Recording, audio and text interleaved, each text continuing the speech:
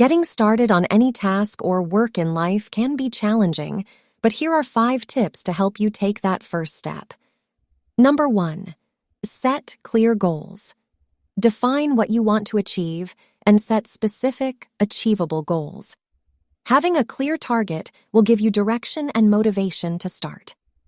Number 2, break it down. Divide the task into smaller, manageable steps. This makes the work less overwhelming and allows you to focus on one thing at a time. Number 3, create a plan. Develop a simple plan of action. Outline the steps you need to take and create a timeline for each stage. Number 4, take a small step. Start with the easiest or most straightforward part of the task.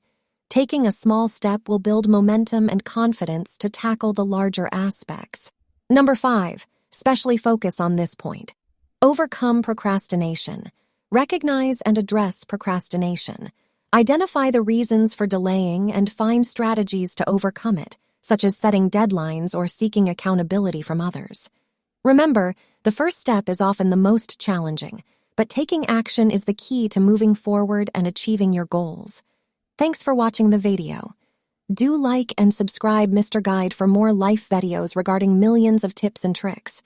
So stay with me.